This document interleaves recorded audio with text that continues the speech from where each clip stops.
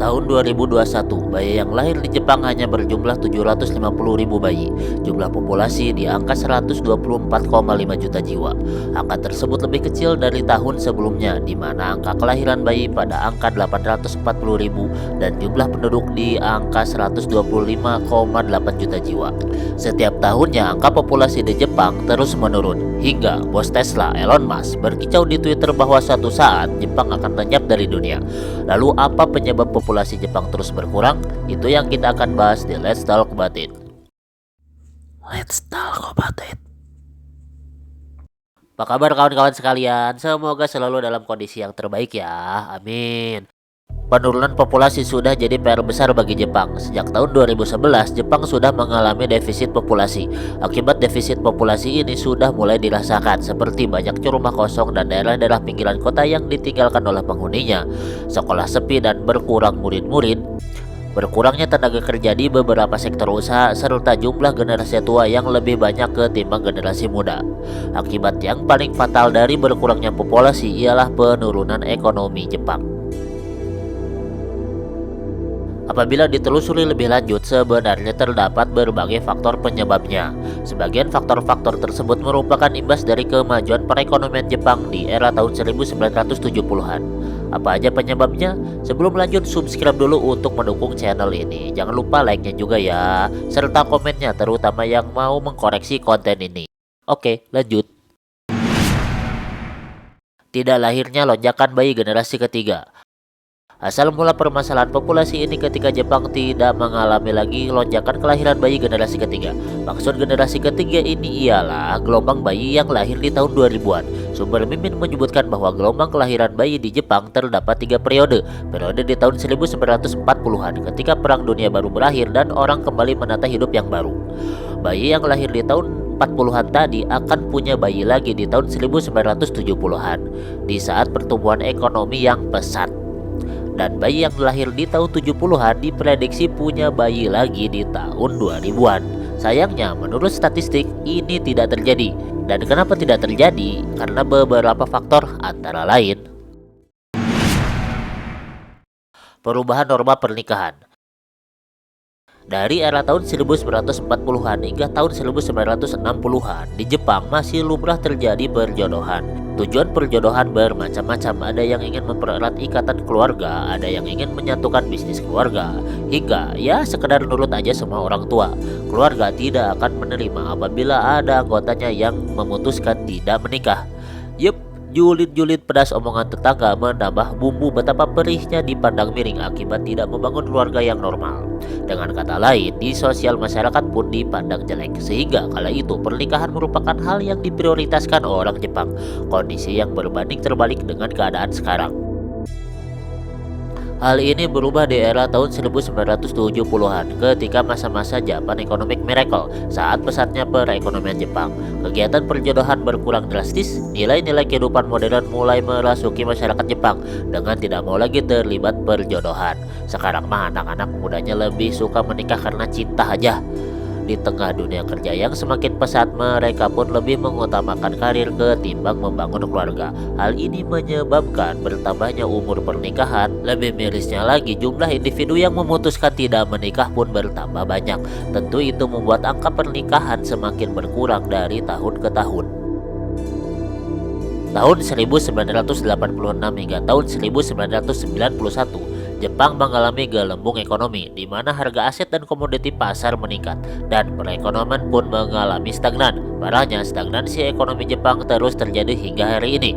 Simpelnya, Jepang mengalami penurunan ekonomi dari era tahun 1990-an hingga era tahun 2020. Kondisi ini disebut lost decade, alias dekade yang hilang. 30 tahun mengalami stagnansi ekonomi, masyarakat menghadapi kondisi mahalnya harga, baik barang kebutuhan primer, sekunder, dan tersier. Ini menyebabkan orang di tahun 2000-an sekarang berpikir berkali-kali untuk menikah. Toh, untuk kehidupan sehari-hari saja sudah terasa berat, apalagi untuk berkeluarga. Bila kita sering mendengar bahwa pernikahan di Jepang itu mahal, ya ini penyebabnya. Layaknya di Indonesia, masyarakat Jepang pun mengalami kondisi keluarga baru tinggal bersama orang tua atau mertua. Kondisi ini memungkinkan sang kakek nenek ikut support kebutuhan cucu-cucu apabila dibutuhkan. Era tahun 2000-an sekarang gimana? Tentu sudah jarang terjadi. Orang yang belum berkeluarga pun sudah memutuskan hidup mandiri apabila sudah berpenghasilan. Apalagi yang sudah berkeluarga, gengsi dong. Dampaknya, keluarga-keluarga di Jepang lebih memutuskan memiliki satu anak saja supaya kondisi ekonomi bokap nyokapnya tidak keteteran mengurusi kebutuhan sang buah hati. Indeks fertility rate Jepang otomatis tidak lebih dari 2 apabila setiap keluarganya memutuskan punya satu anak doang, di mana dibutuhkan indeks fertility rate lebih dari 2 untuk sebuah negara tetap bisa mempertahankan eksistensinya hingga masa depan. Sulitnya sistem administrasi keluarga. Di negara kita, seorang anak yang lahir secara otomatis mendapatkan berbagai hak-hak dari keluarganya. Bahkan, anak yang lahir dari hubungan di luar pernikahan pun bisa mendapatkan hak-hak sipilnya, seperti akta kelahiran, catatan sipil, bikin kartu keluarga dan KTP, hingga ke hak pembagian harta gonogini warisan orang tuanya.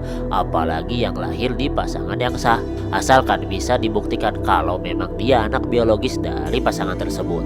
Berbeda terbalik dengan di Jepang, seorang anak akan mendapatkan hak-hak sipilnya secara penuh apabila dia tercatat lahir dari pasangan pernikahan yang resmi.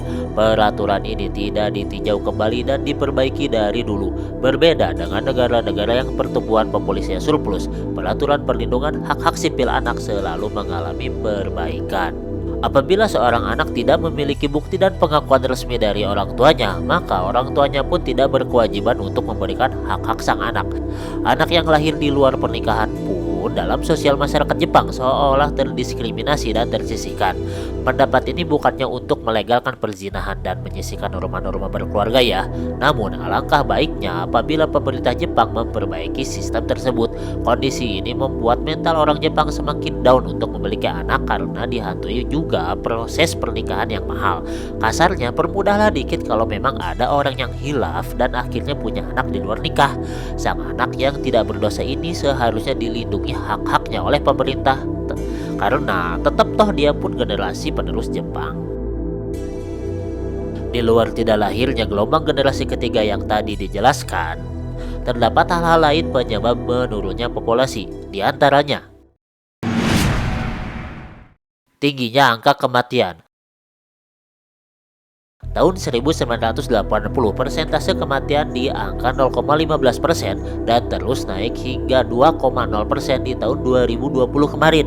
Jepang akan kehilangan 1,5 juta orang setiap tahunnya. Diperkirakan tahun 2100 populasi Jepang hilang setengahnya atau tersisa 60 juta jiwa. Kenapa ini bisa terjadi? Karena hampir 30% warga Jepang berusia di atas 65 tahun alias sudah lansia. Meskipun Jepang memiliki pelayanan kesehatan yang baik sehingga memungkinkan seseorang berumur panjang, namun tak ada yang abadi.